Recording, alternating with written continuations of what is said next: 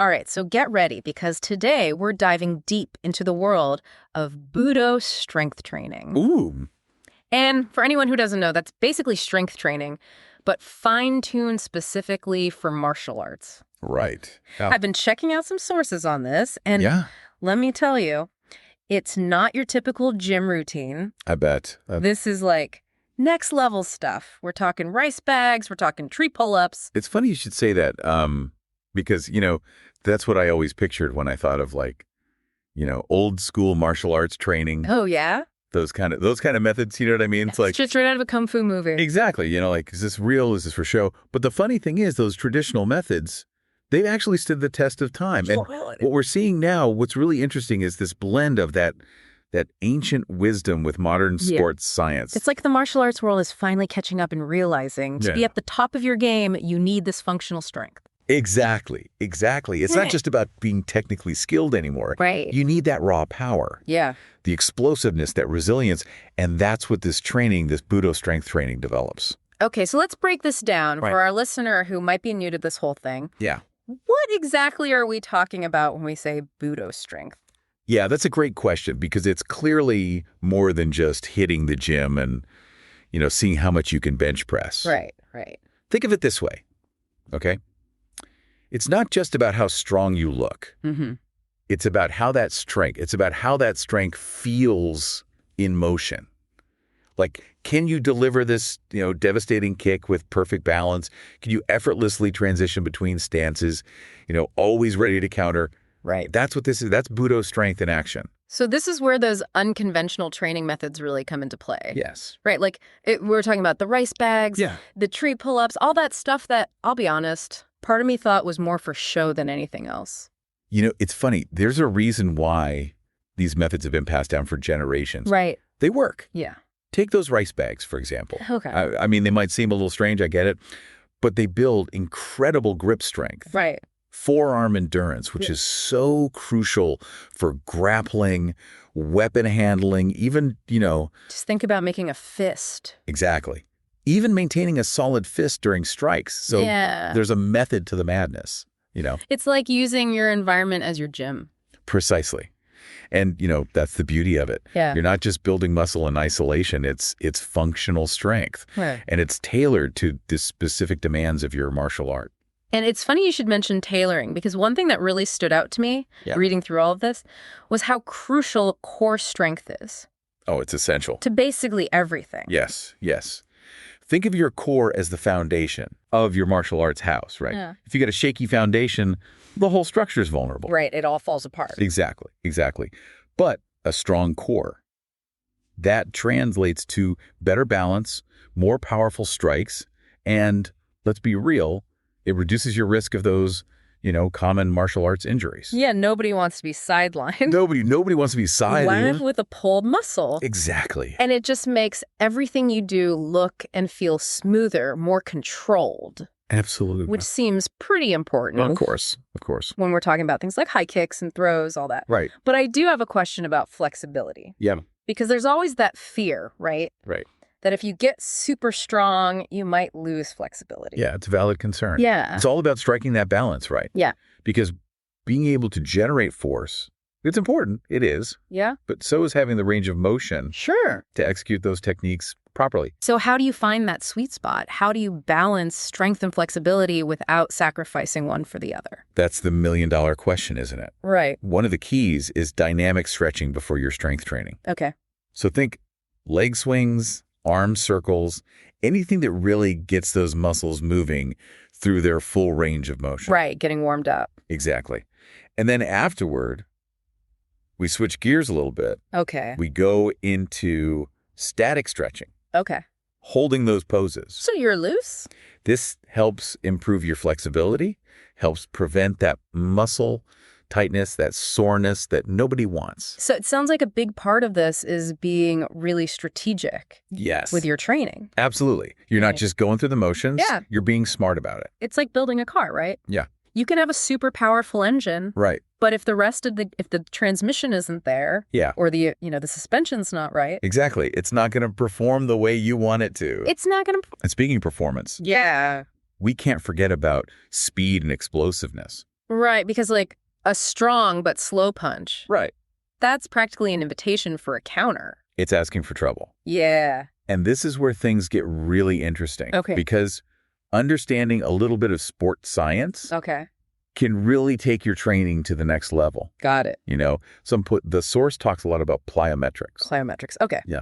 I'll be honest, for a while I thought that was a made-up word. It does sound a little bit like something out of like Yeah. a comic book or something. Right. But it's real, and it's an incredibly effective training method. So what is it? Imagine this. Okay. Throwing a punch. Oh? But your muscles are firing like coiled springs. That's what plyometrics trains you to do. So it's like that kind of like springy power. Exactly. It's converting all that hard-earned strength Yeah. into explosive power. I'm starting to get the appeal. Right. And the best part is it's not complicated. Okay. We're talking jump squats, Okay. clap push-ups, Yeah. things that Yeah. teach your muscles to contract like rapidly, Right. forcefully, and that's what you need Makes sense. for those lightning fast techniques. So we've got the strength. Yeah. We've got the flexibility. Yes. Now I've got the explosiveness. Yes. Is there anything else? Or are we good to go?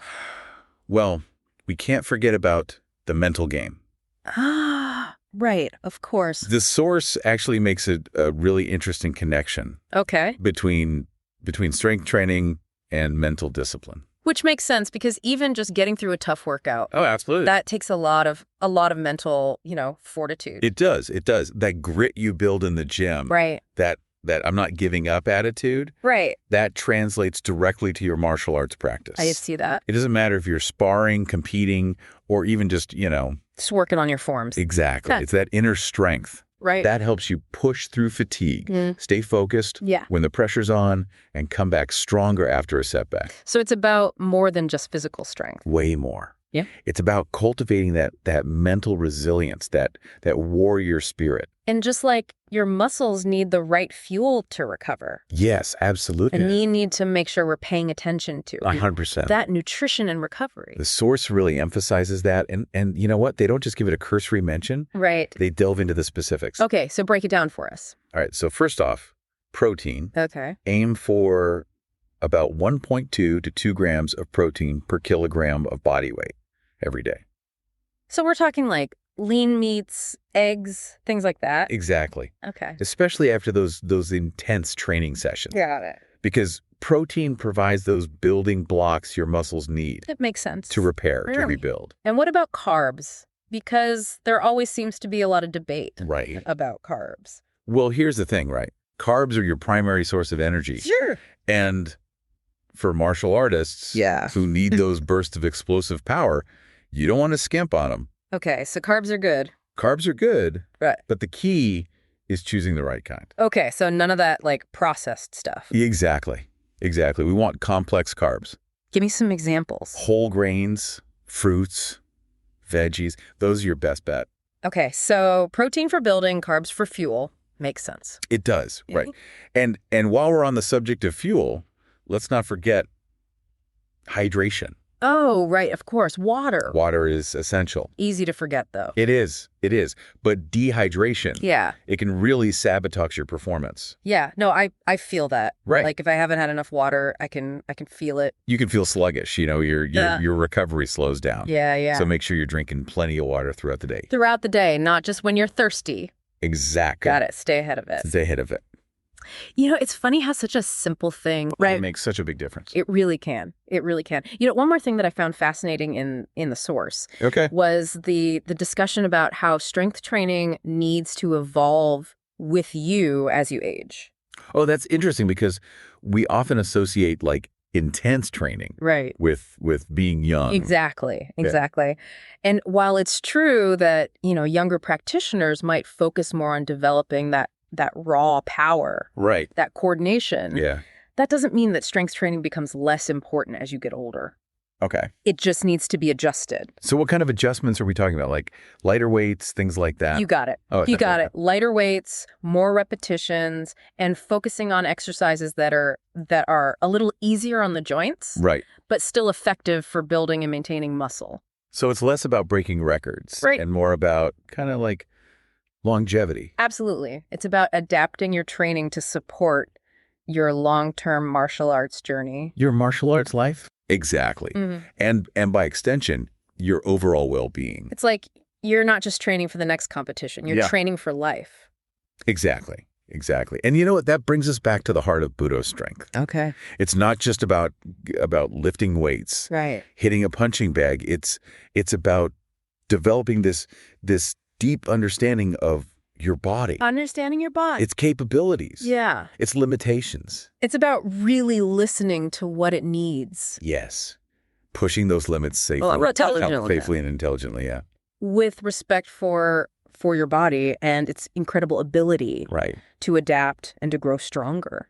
You know, it strikes me that this whole approach to Budo strength, it's really holistic. It really is, isn't it? It's not just about, building bigger biceps or anything like that. Right. It's about cultivating that deep connection between your mind and body. That's where the real magic happens. Yeah. Absolutely. And, the source even talks about how pushing your physical limits through this kind of training, it can lead to massive personal growth and mental strength that goes way beyond just, the gym or the dojo.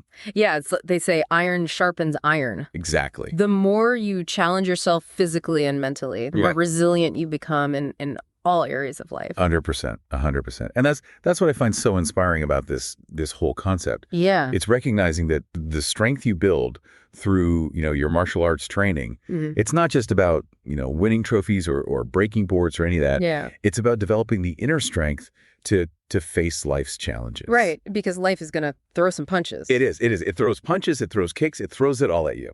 So for our listener who's been on this journey with us, what would be the most important thing?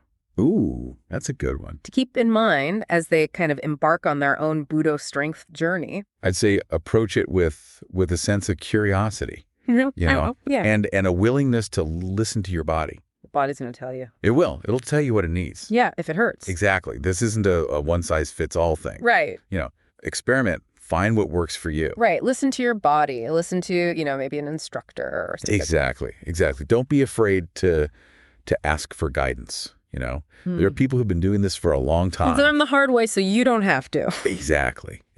And most importantly, enjoy it. Have fun with it.